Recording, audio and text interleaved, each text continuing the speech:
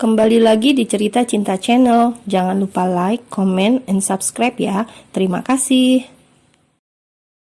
Seorang laki-laki tiba-tiba muncul di hadapan Ajeng. Tidak amat tampan, tetapi teramat mapan, mengulurkan keinginan hatinya yang cukup mencengangkan, tepat di saat gadis itu berada di titik putus asa. Mengandunglah anak saya, hanya butuh waktu 9 bulan saja, tanpa ikatan, tanpa menikah.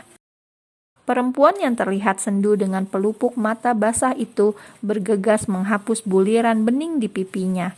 Refleks menengok siapakah gerangan yang berbicara cukup frontal di hadapannya. "Maaf, Anda siapa? Apakah kita saling mengenal?" tanya gadis itu penuh selidik. Pria tampan bersahaja nan kalem itu tersenyum.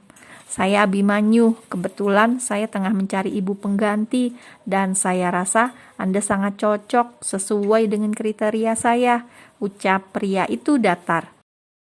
Ajeng hampir tidak percaya kenapa ia harus bertemu dengan orang seajaib ini.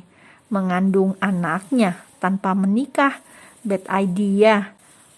"Jangan khawatir, kamu hanya perlu mengandung anakku. Melalui inseminasi, tidak harus berhubungan badan denganku. Tetap terjaga kesucianmu. Nanti lahirannya melalui operasi sesar," jelas pria itu lugas. Ini bukanlah ajang lelucon ataupun lawak-melawak di area rumah sakit. Terdengar begitu serius, bahkan cukup tenang mengatakan itu. "Tentu saja ini semua bukanlah isapan jempol belaka. Aku akan membiayai seluruh tagihan rumah sakit, operasi adik kamu hingga sembuh, bahkan menyekolahkannya. Bagaimana?" Ajeng lebih dari syok, yang awalnya gagal paham, jelas mencerna perkataan pria itu dengan baik dan benar. "Maaf, saya tidak bisa," tolak gadis itu cepat. Bagaimana bisa seseorang sengaja memanfaatkan keadaan ini di saat dirinya dirundung duka? Sungguh definisi dari sebuah keikhlasan yang sulit ditemukan pada diri manusia. "Jangan terburu menolak, bukankah Anda sedang butuh uang banyak?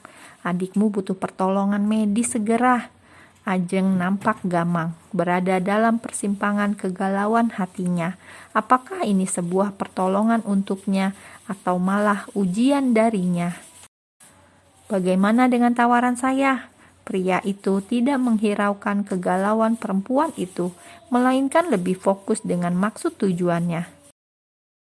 "Seperti yang sudah saya katakan tadi, mohon maaf, saya tidak bisa. Anda menawarkan saya sebagai ibu pengganti karena saya dalam keadaan kesulitan, bukan?" tolak perempuan itu sekali lagi.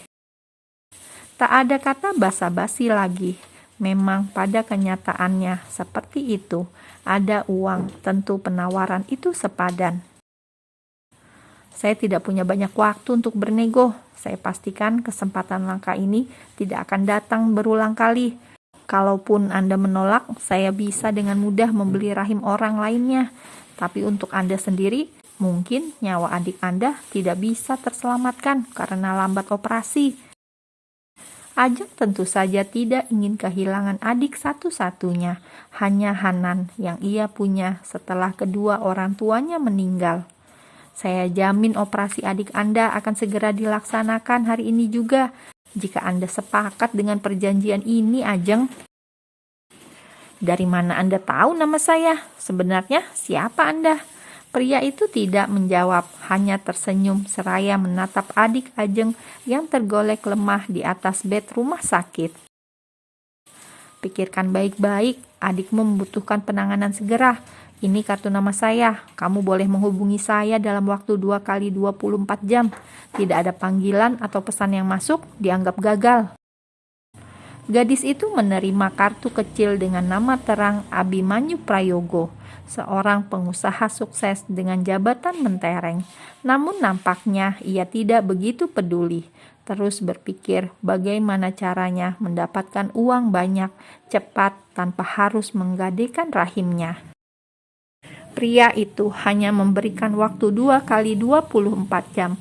Itu artinya 2 hari saja.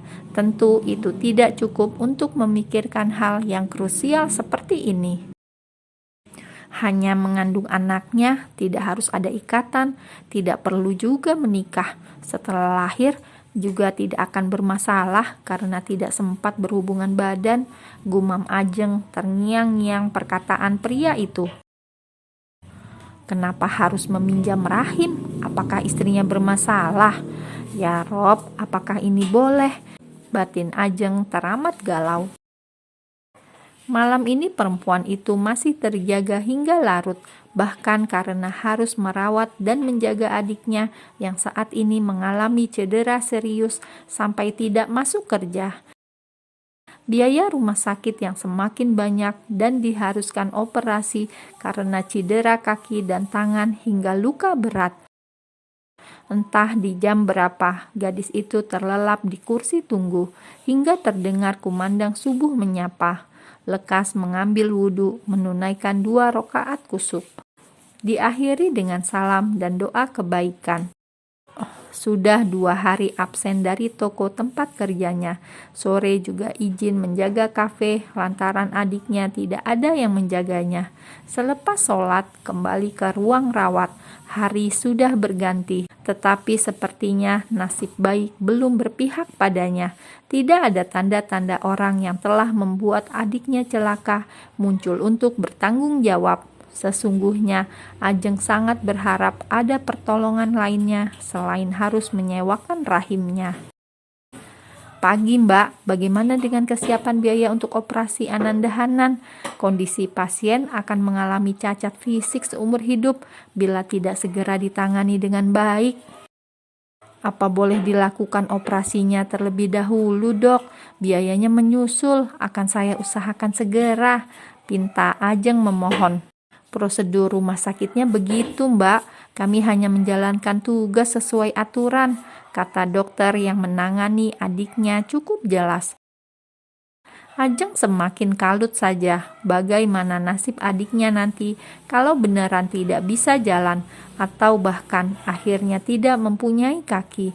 Dia pasti akan sangat hancur sekali. Dengan setengah hati, gadis itu pun menghubungi nomor yang tertera di kartu nama. Sementara Abi tersenyum lega setelah mendapat kabar dari seorang wanita yang telah ditemuinya kemarin di rumah sakit.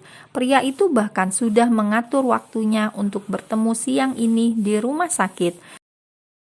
Dengan serta-merta membawa istrinya untuk mengenalkan langsung pada perempuan yang telah bersedia menampung benih kelak yang akan menjadi generasi penerus mereka.